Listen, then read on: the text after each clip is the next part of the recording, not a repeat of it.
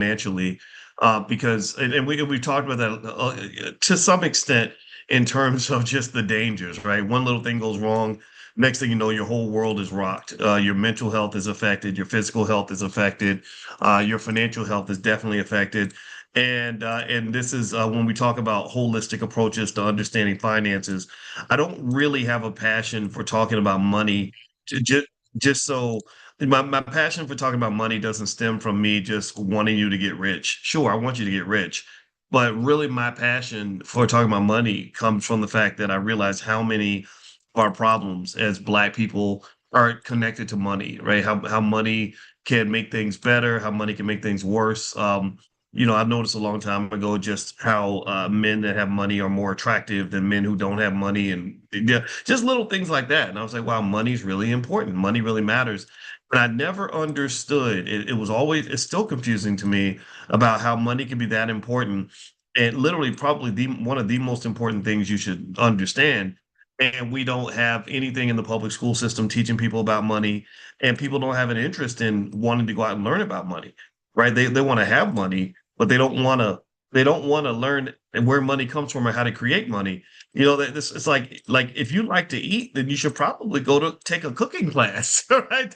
I mean, isn't that, to me, that's logical? Am I being too logical? That if you like to eat, if you want to be, if you want to eat the best food, then maybe learning how to cook would be a good idea. And in fact, even beyond learning how to cook, you may want to learn how to grow your own food. Or you may want to learn how to hunt. Am I crazy for that, or should you sit around your whole life waiting for somebody to feed you? Does that make more sense?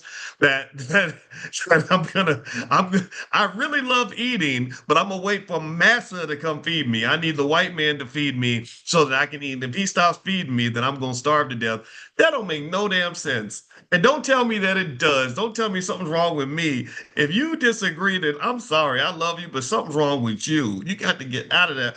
This idea that we need money to just basically function and be happy, and yet our solution, our grand solution to our financial problem is I'm gonna wait for a white man to take care of me because he always been taking care of me. He been taking care of me since slavery. Massa always shows up and does a good job for me. That's crazy. That don't make no damn sense. I'm gonna be the one who's gonna step out and offend people by just being honest about the way you need to reshape money, your view of money. So let's talk about this paycheck to paycheck phenomenon. What I'm gonna do is I'm gonna give you some stats on how many millions of Americans live paycheck to paycheck, and I'm gonna give you some theories, some research that is based in psychology and financial theory and financial psychology and financial therapy that'll help you understand how and why we get stuck in that paycheck to paycheck framework and mentally. My wife is a therapist, and we created the first ever Black financial therapy department in the Black Business School. I hope you'll participate when we have events. My wife's website is coachingwithdralicia.com. That's coachingwithdralicia.com. Not only is she a therapist, but she's also done work. She has a whole book on financial anxiety. She literally wrote it out. And so many of us are stressed out about money and everything else. And it would seem to me that understanding your financial anxiety and how to avoid it would be critical, because remember, it's not just about the money. What happens is that when the money goes bad, everything else goes bad. When the money goes bad, the mental health goes bad. When the mental health and the money go bad, then the physical health tends to follow, because you're engaged in all these unhealthy coping mechanisms to deal with the fact that you're broken, stressed out, and depressed, and unhappy, and anxious, and everything else, right? So then maybe you find something that makes you comfortable, that's gonna ease the pain. Like it might turn into maybe it's a gambling addiction. Maybe it's an alcohol addiction. Alcohol's poison. Alcohol causes cancer. Look it up. Just Google it. The studies are out there. Also, or maybe it's a sex addiction, right? So you're sleeping with everybody within a 100-mile radius, and STDs, they just, I hear they're not good for your body. And so you can just keep going down the list. Or maybe you just eat some chocolate ice cream every time you get sad. Well, then next thing you know, right, you're getting sick, and then you're in the hospital, heart disease, strokes, diabetes, and then the medical system says we can help you feel better until you die. So just give us all your money. So then next thing you know, all your wealth is wiped out by a medical system that's built on on taking advantage of people that are sick because they made them sick. So this is welcome to capitalism, right? So if you don't bust out of this loop, then it becomes very messy, very tragic. I just put something on my Instagram. My Instagram is Dr. Boyce Finance, and I literally shared something where they were talking about all the 80-year-olds that have to go to work every day. They had a story of a lady who was 81 years old who had heart failure, and she had to go to work every day at Home Depot. My God, can you imagine being 81, tired, just worn down? You don't live 81 freaking years and you've had freaking heart failure, and you gotta go to work at Home Depot every day. If that does not remind you that these people in Washington don't give a damn about you, that should no 81-year-old with heart failure have to. My mama, I watched my mama's last days, and I could barely stand up to go to the bathroom. I can imagine her being like, "Well, I gotta get up and go to my job at Home Depot."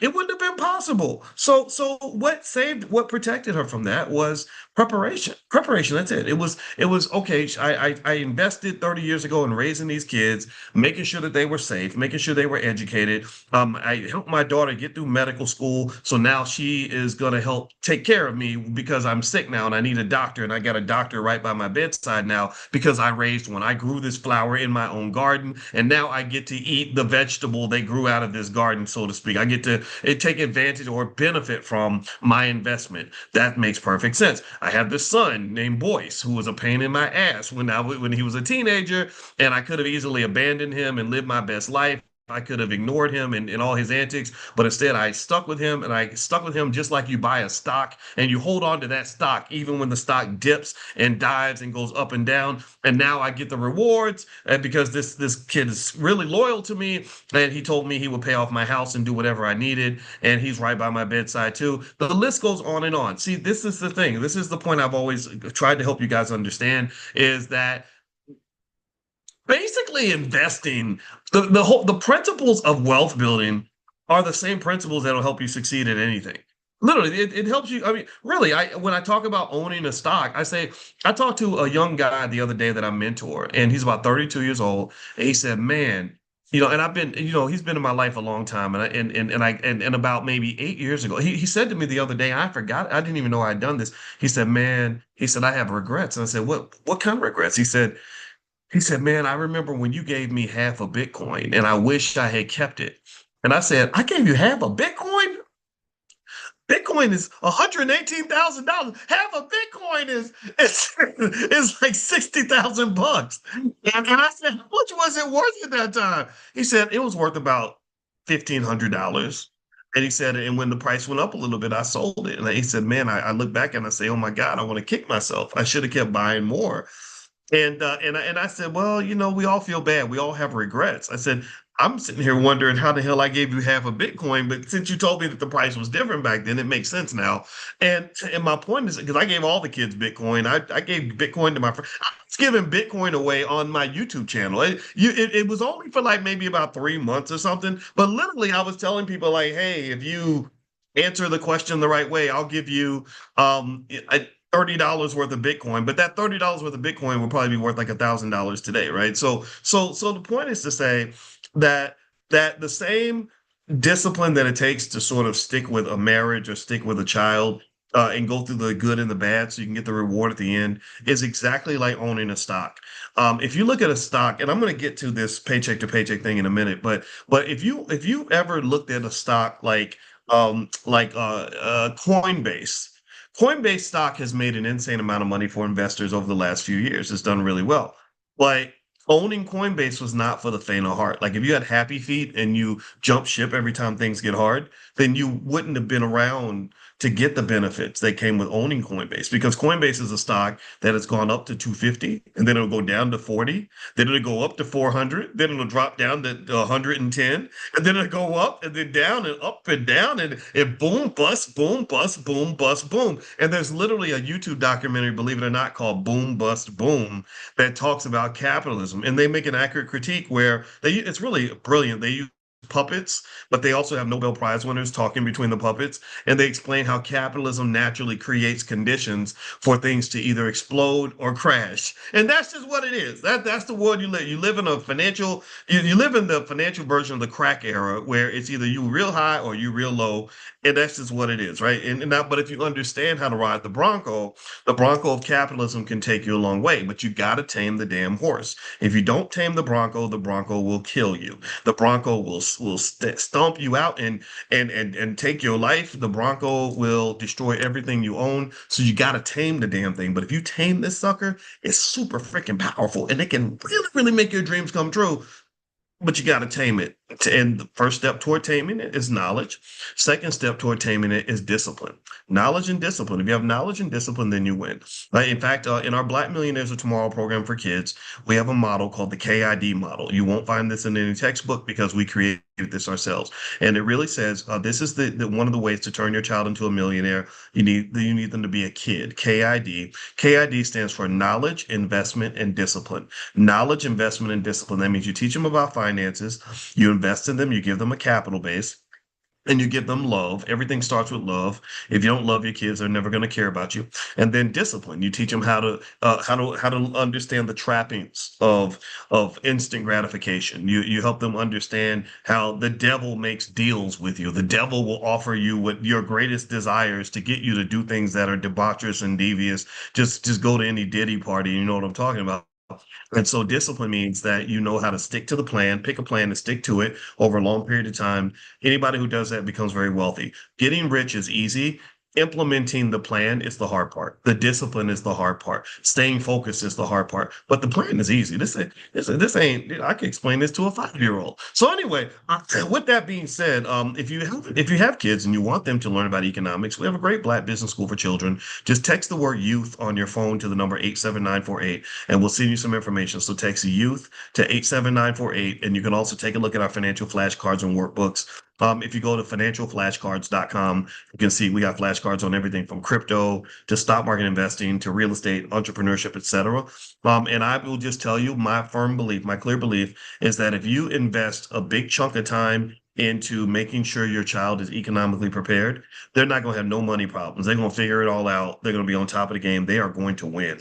They will dominate. It's easy to do. Right. So anyway, let me read some of the stats on the Americans that are living paycheck to paycheck. Why you literally have, in my view, the financial version of Sodom and Gomorrah out here, in the sense that it's just buck wild, it's crazy, it's out of control. There really is no economic discipline sort of ingrained in American culture. And I learned this, I became first aware of this when I did a research stint with the Center for European Economic Research in Mannheim, Germany. It was way back in the ancient days of 2006. And when I was there in 2006, I remember that one of my German colleagues came in my office and he said, what is wrong with you Americans? And I said, I don't know. I was like, what's wrong with you Germans? Like, I don't know. What are you talking about? And he said, well, I looked at the data, and the data says that in Germany, we make less money than you. We pay more taxes than you, but we save 5 times more than you. And I said, wait a minute, what? You mean so you make less money than us, you pay more in taxes than we do, but you save 5 times more than we do. That's a cultural problem. And that's not even a Black problem. He didn't say what's wrong with Black people. He said what's wrong with Americans. And that told me that America is a country that gets you on the financial crack pipe very early. They really, really, really get you like hooked on this consumer thing.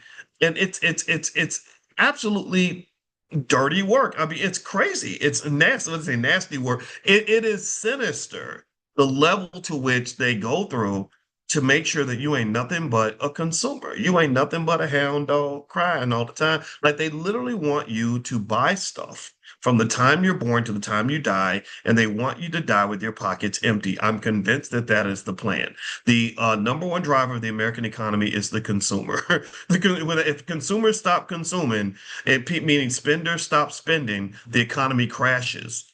And the only people that are able to really build wealth is the ones that are able to kind of move away from that and say, I'm not going to get high on my own supply, right? If you look at the relationship between a drug dealer and a drug addict, The addict is never going to win.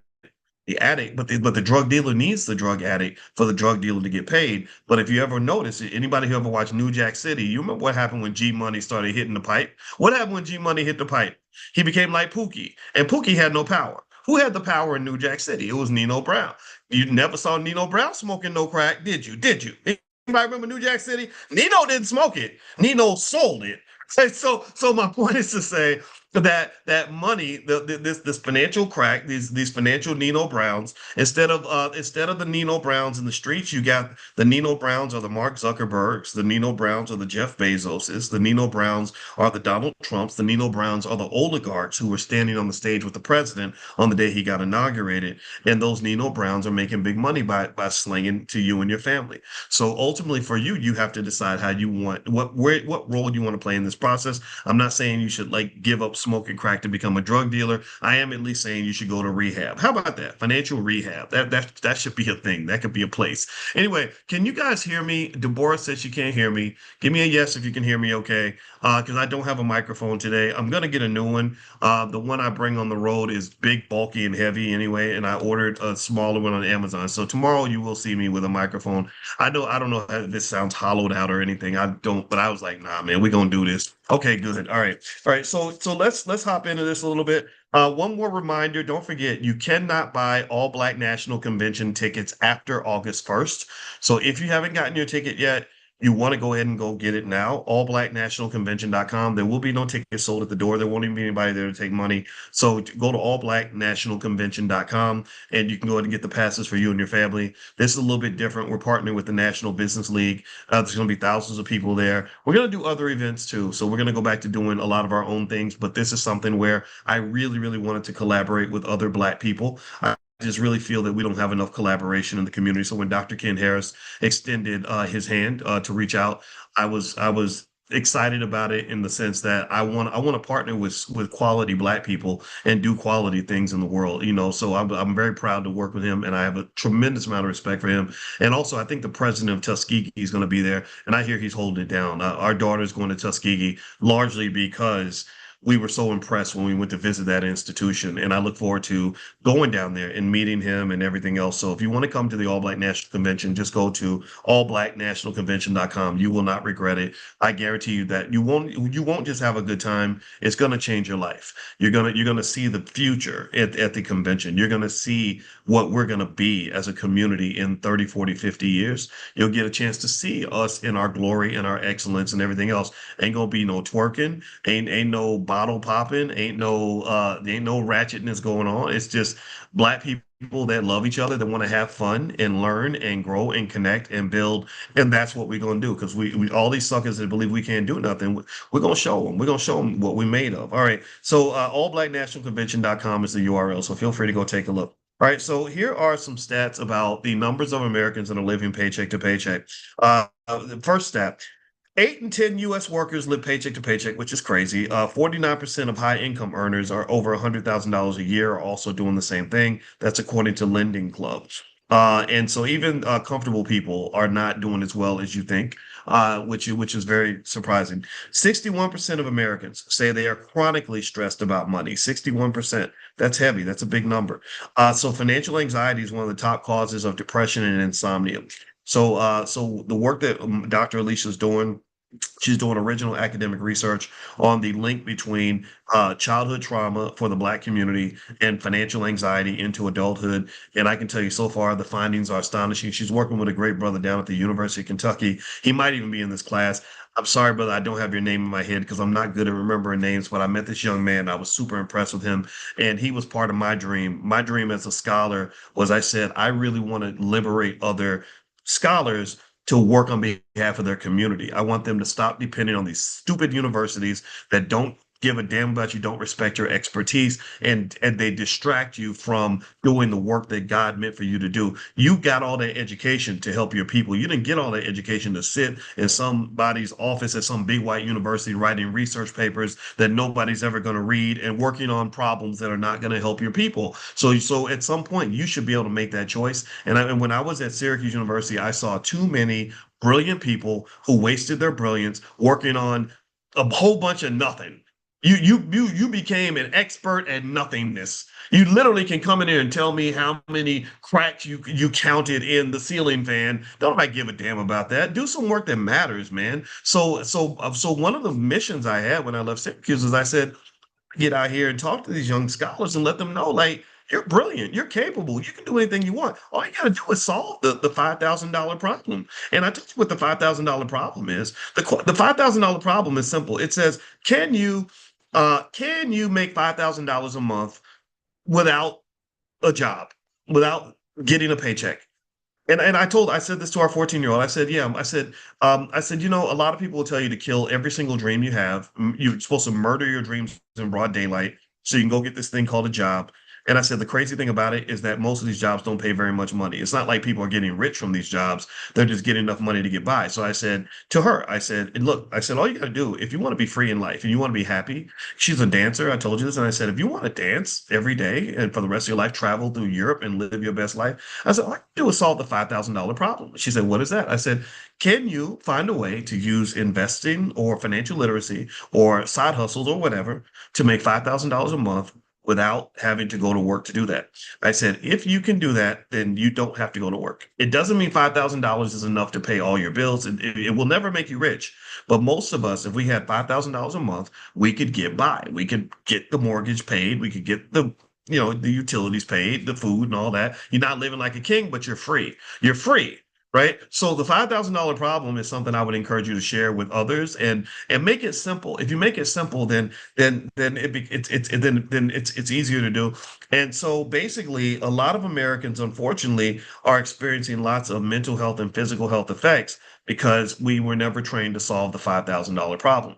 And this causes lots of other issues in terms of how money is used to manipulate and control us and keep us away from our destiny. So going back to what I said about the scholars, I became sad when I saw how many brilliant Black people I met who were depressed and anxious because some stupid white university didn't recognize their talent. I was like, when you have a PhD, you're brilliant, you're valuable. They just may not see your value, but I never understood that. You got college professors out here making minimum wage, making the same amount of money as a Wendy's worker. So I'm like, in all those thousands of classes you took to get your degree, why didn't you take like a couple of classes on entrepreneurship, right? What?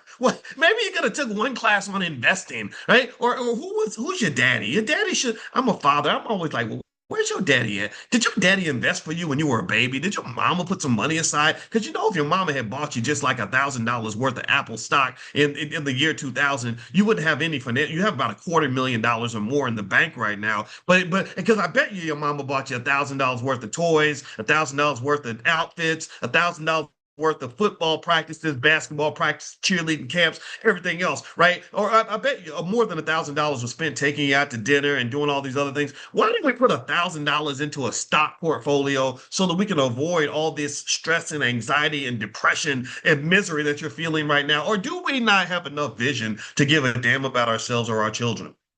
Right? Are we so committed to arcane ideas that do not work that we can't take the one moment to try to stretch our mind and say, F it. I'm not going to say fuck it today because I want to cuss, but I really am thinking fuck it. So, but I'm going to say F it because I don't want to cuss. I get it. See, but really, do we have enough desire to break out of the chains to say, okay, the old model ain't working. Let me just take this sucker and just throw it out the window, break the glass, like Jesus, kick over the table in the temple and just say, we're going to start over again. Right.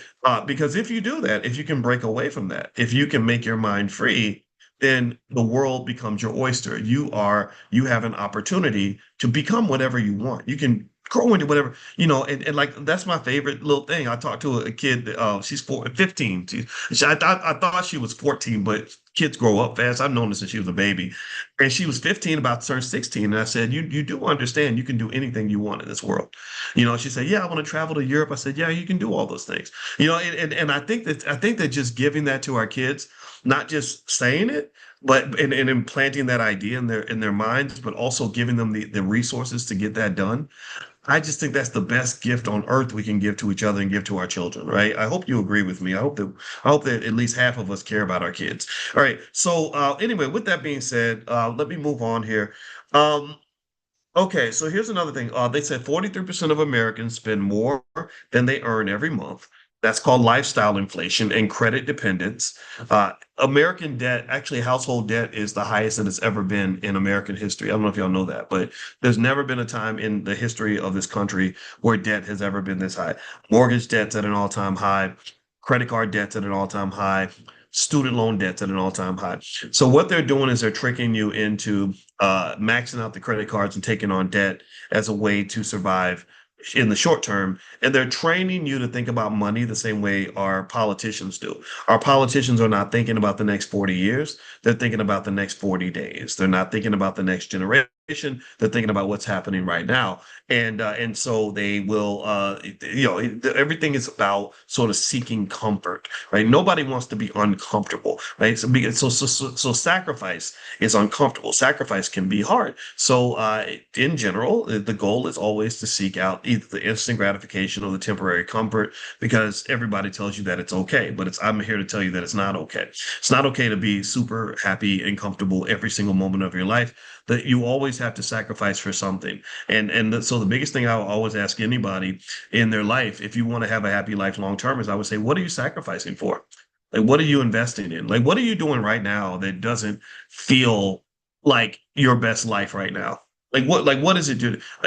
So for some people, it might be like, I'm sacrificing right now because I'm staying married to a person who's making me mad every day. But I really want to have somebody to retire with, and I don't want to die alone or whatever. So I'm going to sacrifice, or I love my kids and I want my family to stay together. That's a sacrifice. I can't tell you whether it's worth it or not for you. It's an investment. Every investment has risk. Right, which means that you could make the sacrifice and not get the reward. That's the even crazier part, right? You could sacrifice in a tough marriage or whatever, and just operate out of faith, and then later on realize that it wasn't worth it. Like, that does happen.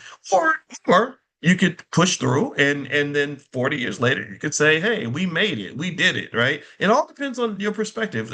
What else you sacrifice for? Well, I'm dealing with these little crazy badass kids that get on my nerves, and I want to be out at the club twerking, but I got to take care of this 4-year-old, or whatever, right? Okay, I get that. That makes sense. Then or maybe I'm sacrificing for my health. Like, every morning I get up. That's me. That's my life, actually. I get up in the morning on my good days, and I do not want to get up. I really want to roll back over and go to sleep, but I force myself to get up, and I force myself to go do some type of exercise, and it's not my best life. My best life is me sleeping and cuddling up with my wife. My wife is literally the woman of my dreams. She is soft and juicy and wonderful and delicious and smells good, and I want to just roll over and put my arm around my wife and go back to sleep. Be out in the cold trying to run 3 miles. And it's not more fun than cuddling with the most beautiful woman in the world. But I make that trade. That's the sacrifice, right? Why? Because, well, 5, 10 years from now, I don't want to have all the health effects that come with not taking care of your body, muscle mass, exercise, breathing air, getting air and hydration and all that, right? So same thing with financial. Let's finish on the financial part. What are you sacrificing for financially that's keeping you from your best life right now? Okay, well, I every time I get money, first thing I do is I put money in my stock portfolio, even if it feels tight. Right? I invest in my stock portfolio no matter what. That's the first bill I pay. First bill I pay is the bill I'm paying for my future self, because I know I want to be the boss one day, and I know that there is a cost to being the boss. I pay that cost every day through knowledge and investment and being consistent and sticking with it and riding through the storm and holding on and being and staying with the plan, even if it's not comfortable, right? That's the sacrifice. Well, if you do that consistently and you do that long enough, then eventually your life becomes a manifestation of the sacrifice. Most great lives are nothing more than a culmination of a million little different efforts that you've taken over the course of time, right? Most of the time, when people are living an amazing life and have lots of wealth, wealth is actually, mathematically speaking, now I'm a math Remember, I taught math at the University of Kentucky. I know math. And one thing about wealth is all wealth is what they call an accumulation.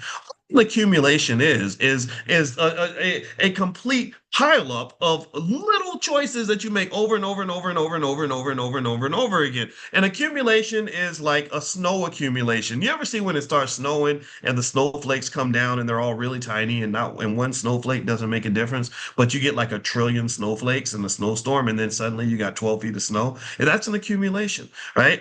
If I was to add up the number of times that, and you do this every day, you do this all the time. If I was to give you a dollar for every time you've used the bathroom over the last 40 years, most of you would be millionaires. If I gave you a nickel for every time you took a step your whole entire life, you would be a millionaire because you've taken lots of steps. If I gave you $5 every time you had sex, some of y'all would be billionaires because some of y'all out here getting extra freaky, and I'm not judging that. Congratulations.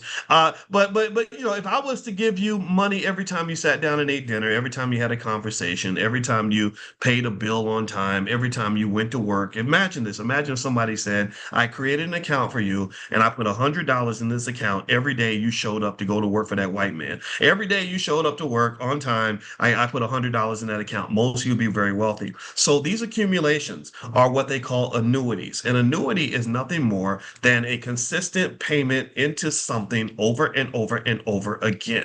The wealthy people on Wall Street, they know all about annuities. They can not just create annuities, they buy annuities, they sell annuities, they can mathematically manipulate annuities, right? Because they know that that annuity is the key to wealth. That consistent sacrifice, that consistent investment, pouring into something consistently. Your child, your successful kid. How many of y'all have successful children? Anybody got kids that you can brag about, or a kid where you look at them and say, "I'm so proud of you," and I'm proud of me too because I know I did that. Right? We did that together. Anybody got a child like that where you look at them and you say, "Man, like I really got this done and I stuck with this consistently." Well, your child is kind of like a living version of an annuity. Their a whole existence is a compilation of 10 billion little actions that you've taken over a consistent period of time. That was your annuity. That's your return on investment. Congratulations. You're very wealthy because you got this healthy, empowered, successful human being that has a great relationship with you that would do anything for you because you made those investments, those consistent sacrifices as a mother, a father, mentor, cousin, play cousin, aunt, whatever it was that you were. That's great. That's what wealth looks like. So your bank account is supposed to be the same thing. The bank account is the result of an annuity most of the time, where you've consistently done the same thing over and over and over. You've consistently made little investments. I had a friend who showed his portfolio online. I don't know why he did this, but he had $8 million in his portfolio, and he's a young black man. He came to our stock option summit. And I love the guy. I'm not gonna say his name because he may not want everybody to, knowing his name. But I like him. He's a cool dude, and he literally had $8 million worth of crypto, and he got that because he was been consistent. He's been doing crypto stuff for the last 10 or 15 years. And most people who started buying things like Bitcoin in 2014, 2015, and didn't sell and were consistently investing with that simple, consistent annuity, most of them are multimillionaires, or some of them are quietly billionaires, believe it or not. Like if most people there, remember that guy Da Vinci I told you about, who was begging black people to buy Bitcoin in 2013. He was like, just buy a dollar's worth, please, just one freaking dollar. Like, imagine if somebody listened to him. Somebody probably listened to him and said, I'm not going to buy $1 worth. I'm going to buy $100 worth, right? And then they said, not only am I going to buy $100 worth one time, I'm going to buy $100 worth every month forever, right? And these people literally became billionaires because of this. They just won't tell you because they're smart. If you get rich and wealthy or whatever, and you want to protect your wealth, you don't tell everybody how much money you have. So anyway, my point is to say, what is your annuity? What is your sacrifice? What is your consistent investment? Because that's what's going to play out long term. If you find that there is a lack, like you find, for example, if you have a parent whose child doesn't like them very much, whose child isn't very successful, whose child doesn't have a relationship with them, well, you know how that happened. It didn't happen with one conversation typically. It was a neglect. It was a lack of investment. I never had time for you. I never wanted to really meet you, talk to you, spend time with you. When my biological father died, I felt nothing because I didn't know this guy. I hadn't had any conversations with him. But when my other father that raises me, when he passes, I'm going to have a lot of emotion connected to that because we've had 10 billion conversations. There's been an annuity with us pouring into each other over time. So, what is your annuity? Everybody needs an annuity. And not only do you need an annuity to guarantee your wealth and long term financial security, but in emotional security, right? There are emotional annuities. We've talked about that, but also your children should have that. If you give that to your children when they're young, the grandchildren when they're babies, then they're going to be financially safe. They're not going to be financially desperate. They're not going to be kind of in this paycheck to paycheck kind of situation. They're going to be doing quite well. In fact, they said even that actually only 1 in 3 Americans even have a budget, and over 40% of U.S. adults have to borrow or sell something or skip paying a bill to cover a $400 emergency. This is according to the Federal Reserve Economic Well-Being Report. So if you're in this category, I'm not judging you. I just want to give you a pathway to kind of change the culture so you can get where you want to get to. And speaking of economic culture, economics is culture. And I do have a book called The 10 Commandments of Black Economic Power. So if you want to go take a look at that book, you can get a copy at drboycebooks.com. That's drboycebooks.com. And also, if you want to join us on Monday and you want to talk to me about your family's 100-year plan or the long-term plan you have for yourself, we have our Economic Elevation Circle Monday nights.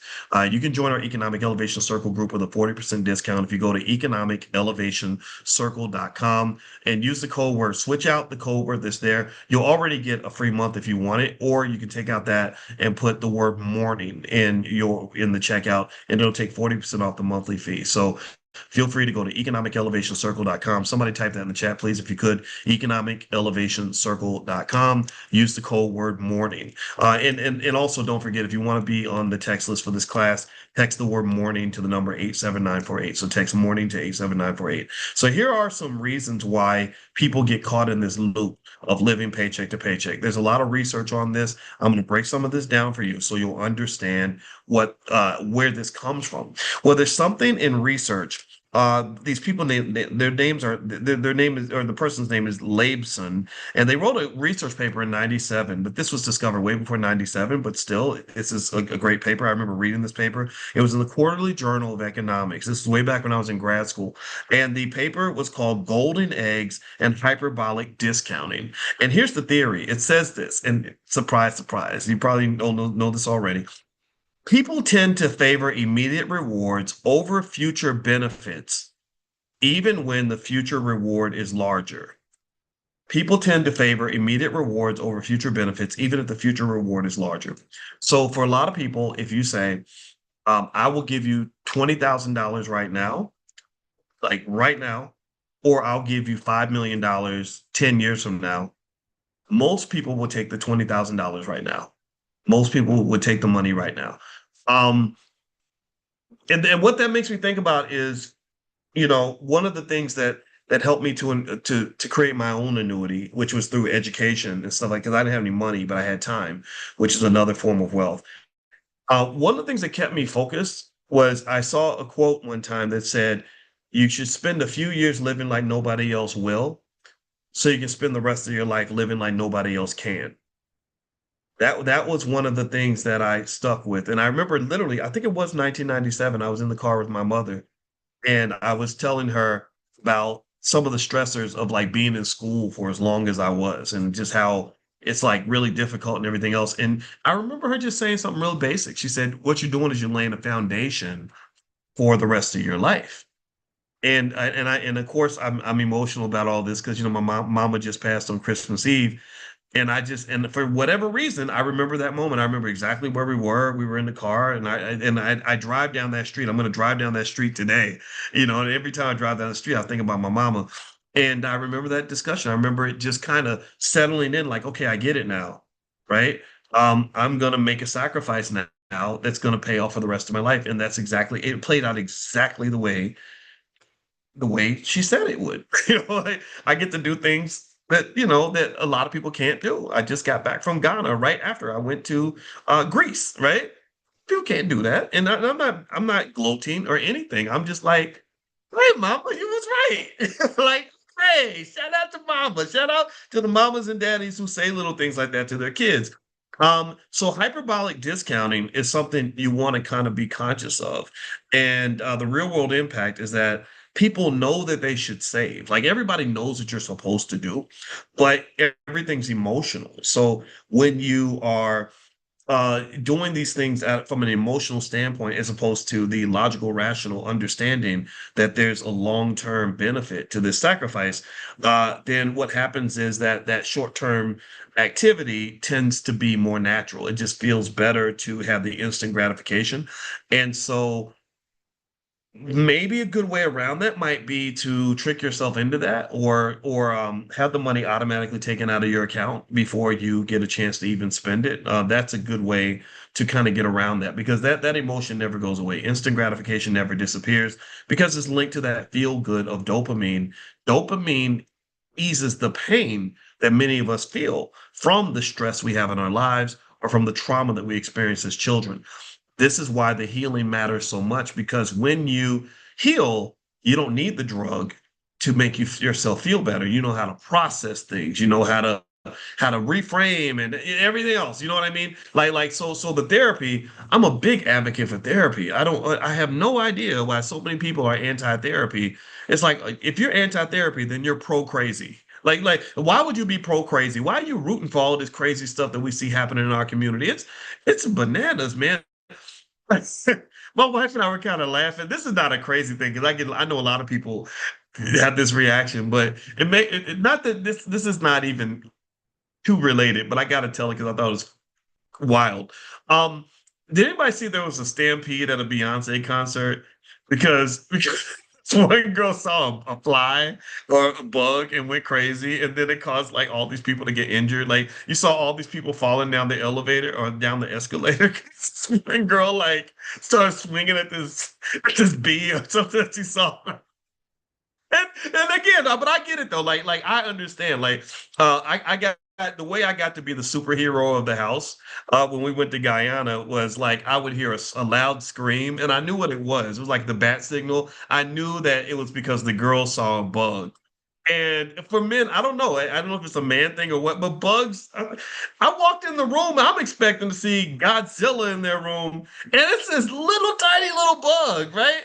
So, so I'm like, dun, dun, dun, super dad's here. So I get to get up there and just kill the bug and throw it in the trash, and I'm feeling all masculine and stuff. Like, look at me protecting my family from a bug that probably weighs 2 ounces and don't even bite. So I get it. I get it. So I'm not saying that if you're scared of bugs, you're mentally ill. I just think that's kind of, but really though, overall, if you think about how much wealth gets lost and how much pain there is from those of us that choose not to confront our mental health issues, it's not a laughing matter at all, right? You think about how many times you try to get along with somebody, and because they were so heavily triggered, they didn't know how to self-regulate, and they ended up just going off the deep end. You couldn't talk them back in or whatever, and it's really painful to deal with. And what's really fun though is if you're a person that's done therapy and you're talking to another person who's committed to therapy, and you learn different tools and language that allows you to get along and repair the relationship and talk about your feelings and not take things personal. That's so essential. I had to do this not too long ago. I had a friend that was really upset about something, and I was like, "Ooh, buddy, 5 years ago, this friendship would have been over because what you said to me, I would have been real mad about that." But I was like, I thought about it, and I was like, "No, this ain't about you, Boyce. She's not talking about you, right?" The therapy voice is like, I don't have to internalize this. This is my opportunity to be the kind of friend that you need me to be, and to understand that this ain't about me, it's about what you're going through, and I'm going to do my best to support you in this. Whereas maybe when I was younger, I would have been like, oh hell no, how you gonna say, man, screw you too, you know what I mean, like, right, like so learning those little tips goes a really long way in, and not just in relationships, but even when you're doing business.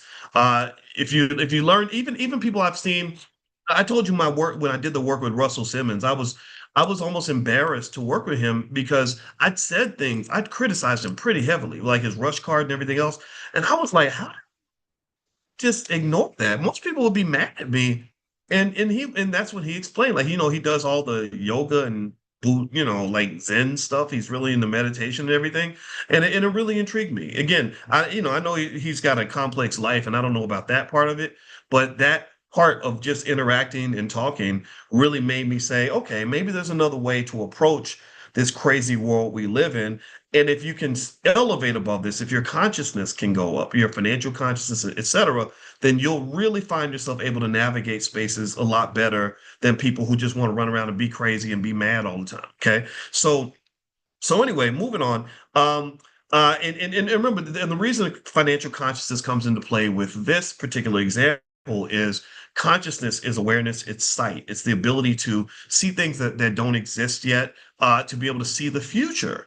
Right. Because unconscious people, all they can see is the next move. They're playing checkers. People that play chess can see all the possible things that can happen. So they're more likely to do things like get insurance because they can see, all the states of the world, all the potential futures that can happen. Oh, yeah, my house could burn down or I could die. Let me go ahead and get this financial plan in place just in case that happens. Or another type of consciousness is I'm looking 5 years down the road. So I'm arguing with my spouse and I'm sitting there. Do you know what gets me out of every argument I have with my wife is I ask myself, am I gonna really care about this argument 5 years from now? And I say, no, I probably won't. I won't even remember this conversation 5 years from now. But if I get a divorce, I will remember that.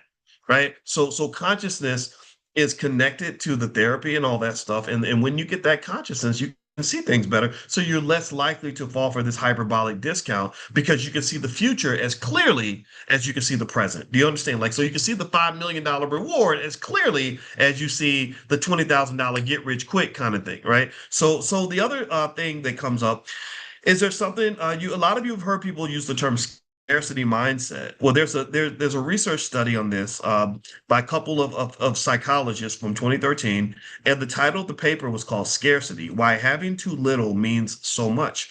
And basically, they said that if you have scarcity in time, money, or emotional resources, what that does is that narrows your mental bandwidth and reduces decision making capacity. So if you've been raised in a place of scarcity with time, they mentioned time, money, and emotional resources. So you don't have a lot of time. We gotta get to work every day. So master's gonna be happy. You don't have a lot of money because money's tight or whatever. And then also emotional resources. You never did the therapy, so you don't have any emotional tools. I don't have emotional capacity. I can't deal with all this right now. Right? You ever see that? Right? Right? Well, then what that does is that narrows your mental bandwidth. That narrows the number of options that you have to deal with things. That narrows the number of decisions that is everybody getting what I'm saying? Right? Like so that scarcity breeds more scarcity. Like I don't have many options because I don't have any options, right? Like I don't know how to deal with this. I don't have any financial literacy, so that narrows my options. I don't have any emotional intelligence, that narrows my options. I ain't got no time to be dealing with this stuff, and I ain't got no money to be dealing with it, right? That's how you have the Negroes that get shot over a $5 dice game, right? Like $5 you shouldn't get shot for $5. It should be at least 500, right? I'm kidding, but seriously, no one should get shot. But really though, like you ever see that where somebody will do something really drastic because they're living in this bubble of scarcity, and I believe that can be intentional in terms of doing the opposite of that. I want to try to raise my children in a bubble of abundance, right? Where they have a long list of emotional tools to deal with whatever insanity is in front of them. There's plenty of money around, so I'm not gonna beat you up over $20. Right? It's got $20 ain't worth me and you fighting over that. All right. And then when at that point, maybe there's even not a scarcity of time, right? I told our kids, I was like, I tell all the kids I talk to, don't let me talk to your kids, because you know what I'm gonna tell them? I'm gonna tell them, when you grow up, you don't have to get a job. That's literally what I say. I'm like, jobs are created for people that don't have enough money. So I think that you plan now, and then if you make preparations, you don't ever have to get a job. And then what happens is that it unlocks a whole new reality. It's like living to be the year two. It's like living to be 200 years old because you suddenly have 100,000 hours of free time that you can use to pursue your dream and live your best life and be happy and find the things that you truly enjoy. You don't have to be locked in the bubble of capitalism. You don't have to. Most people are locked into it because they're not prepared for it. They don't understand how it operates. It's like an animal in the woods that walks into the trap because he doesn't understand the nature of the trap. Nobody educated him on the trap.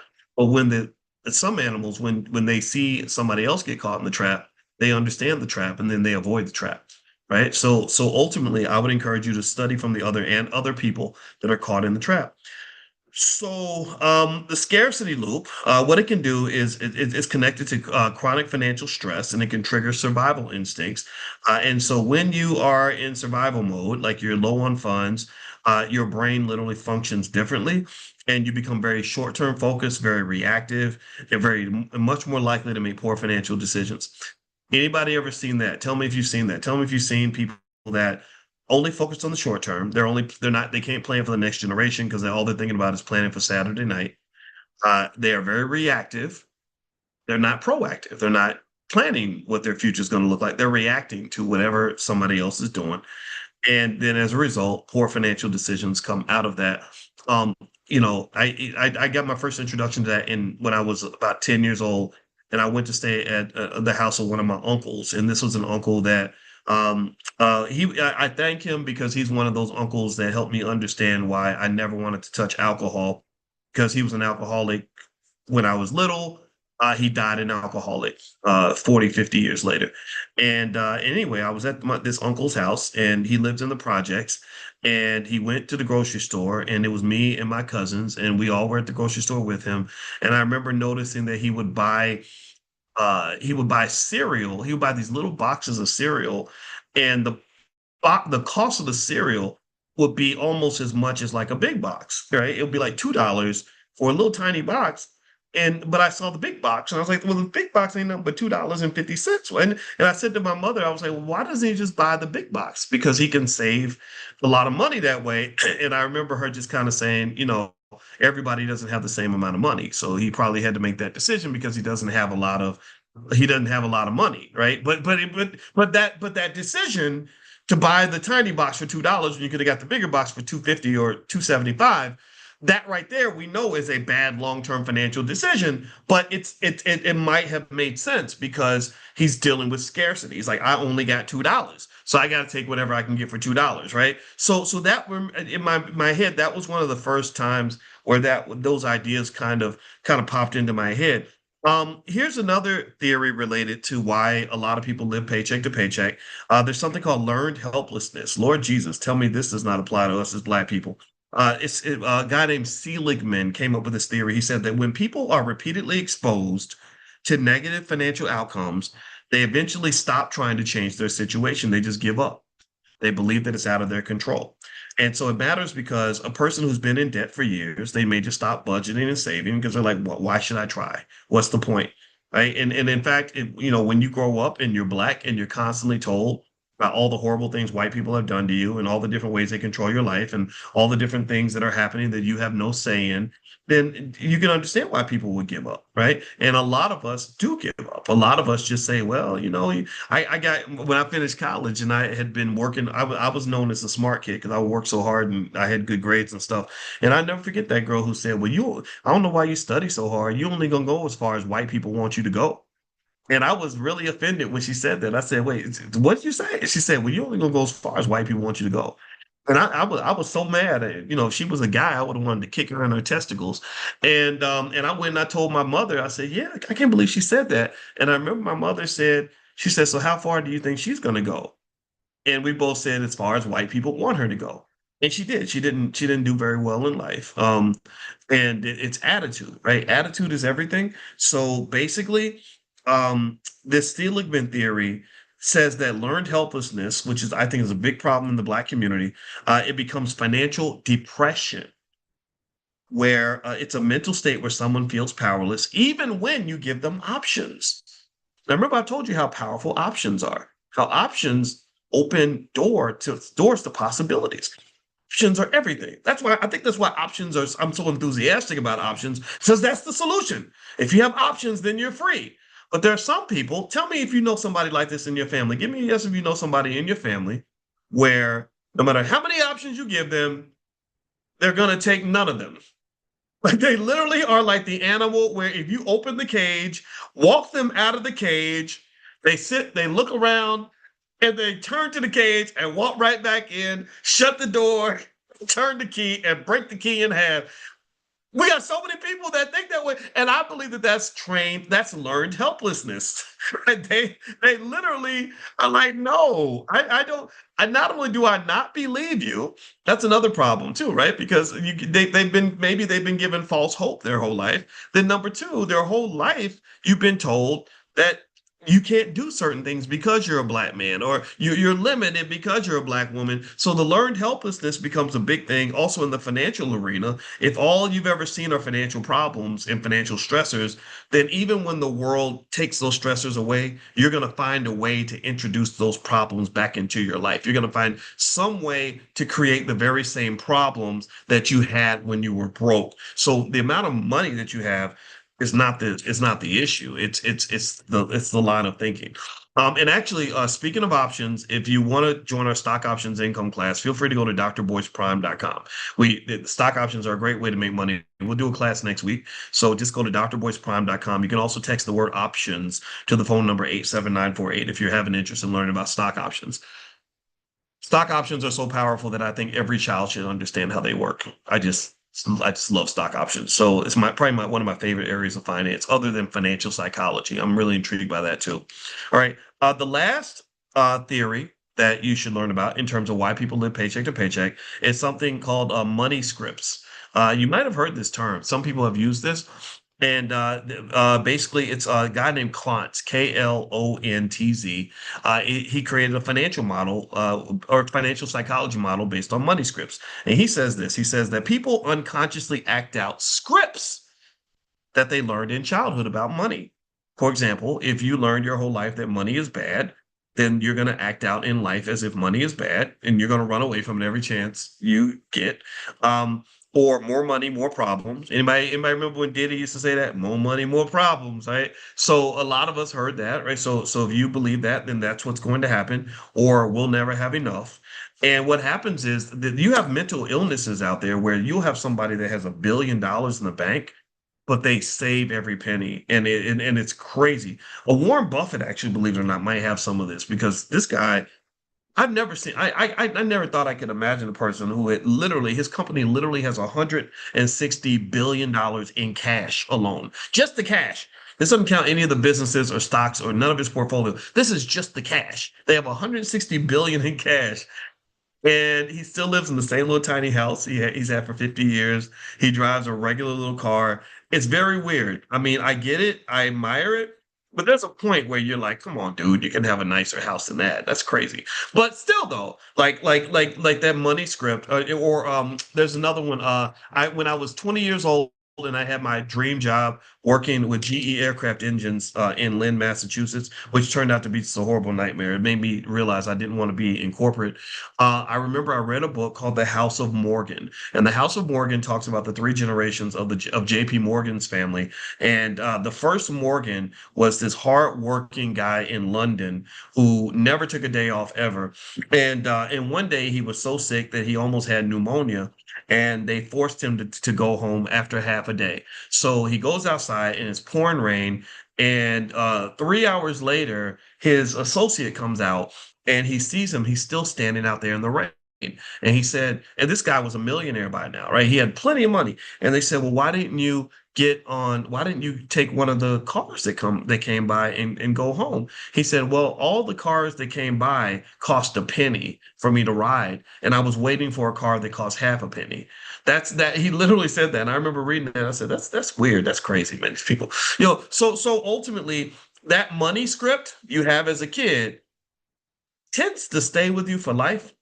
And so what I would encourage you to do is one day just reflect on any introduction you had to money when you were a kid. What money script did you get introduced to?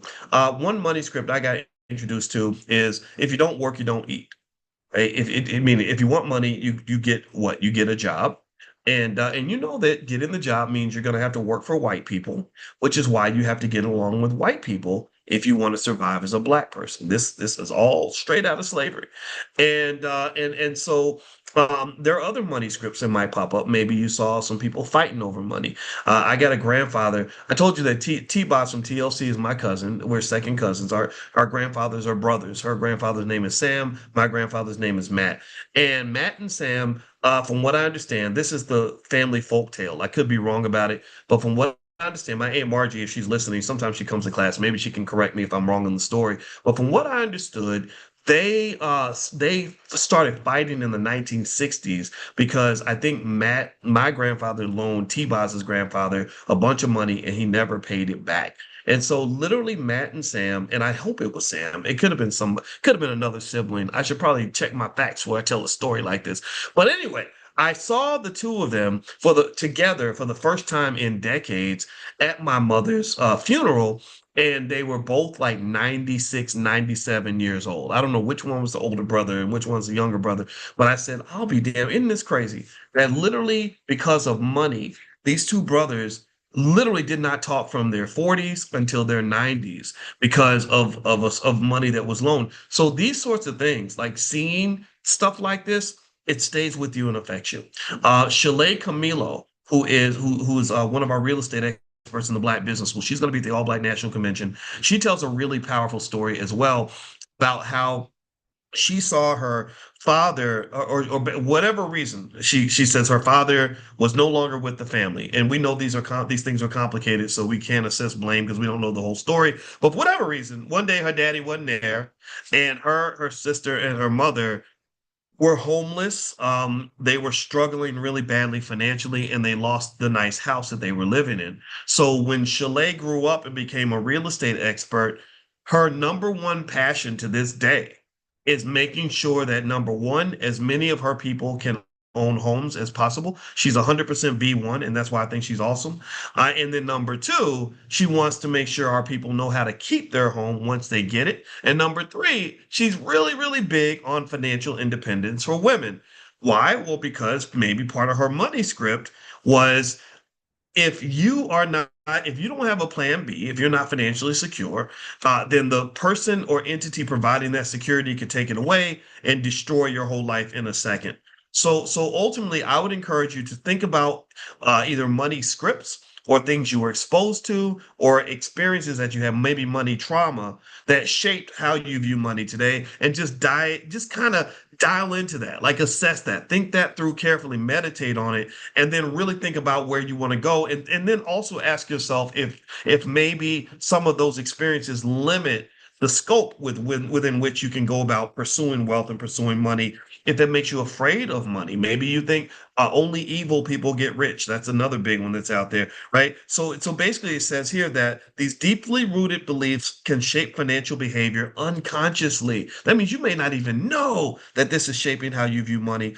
And so these scripts tend to be linked to trauma, family history, and identity. So here's the last point I'll make on money scripts. You, yeah, there's the negative side of a script where you can financially sabotage because you see yourself as a broke person, so you stay broke. Even if somebody gives you money, you give it all away so you can be broke again because that's how you identify yourself. But then on the flip side of that, for the kids and grandkids, we create new money scripts that are positive and empowering. You deserve to be wealthy. You should be financially secure. You should put money in your investment account before you pay any bills. Before you pay bills to that man over there, you make sure you take care of you and yours first. You can be financially independent. You don't need to go and submit to the job or whatever it is you want to do. There are a million different ways to make money. Um, Family businesses are not just ways to provide wealth and money for you and your family. They also form connections with the people that you're working with. So if I want to get closer to my brother or sister, the best way I can help them and connect to them is get money together. We get money together. That's like we're getting together and just eating delicious food together and having a wonderful experience together. That's what the new money script is, right? So whatever money script works for you, I would encourage you to drill into that and make sure that it's a money script that benefits you and benefits your right to be wealthy. Because I will say this, and this is the last thing I'll say is that anybody in America that has a halfway normal upbringing, meaning like the projects are higher, can be wealthy. And I say this because how about this? Anybody that can afford to go to McDonald's can be wealthy. Anybody that can afford to go to the movies consistently can be wealthy. Anybody that can afford to go to the club can be wealthy. Anybody that can afford to shop can be wealthy. So if you can't afford to shop, go to McDonald's, go to the club, or buy Popeye's chicken, then you don't count. I'm gonna pray for you, and we're gonna talk because we're gonna figure that out. But anybody else, you can be wealthy because I've shown you the $5 a day plan. I've shown you that if you consistently invest a certain amount of money, literally $5 a day every day, or $150 a month, less than most people's cell phone bills, or a lot of people's cell phone bills, definitely less than a car note, and you do that consistently, then within a couple of decades, you'll have plenty of money. So, long story short, don't let the money script stop you because a lot of your money scripts are very, very bad. All right. Now, speaking of Chalet, I believe Chalet did do a special session with our real estate club Friday, and she's brilliant. And if you want to watch that and be a part of the club and see all the experts that we've had come in to break down real estate, just go to drboycerealestate.com. The first month is free, so it's drboycerealestate.com. If real estate's your thing, we bring in experts all the time. And also next week, the crypto club is going to meet, and I'll send you information about that as well. Last but not least, don't forget the All Black National Convention is happening August 21st to the 23rd. You cannot buy tickets after August 1st. So I hate doing it that way, but that's what we have to do just because of the logistics. So if you want to join us in Atlanta, August 21st to the 23rd, it's going to be thousands and thousands and thousands of us together, B1 people having fun, building, learning, everything else. Your kids will have other smart kids to play with. Just go to allblacknationalconvention.com. That's allblacknationalconvention.com. And last but not least, if you want to be on the text list for this class, just text the word morning to the number 87948. Text morning to 87948, and I'll send you information as well. Have a good day, everybody. God bless you. And sorry about that I didn't have a microphone. I hope I didn't sound too hollow today. But when I come back tomorrow, I'm gonna come back fancy. I'm gonna have a nice little microphone, and I'm gonna sound smooth like Barry White. My voice gonna sound good. It's gonna be like warm butter in your ear, baby. Anyway, y'all have a good day. Talk to you later. Love you much. Peace.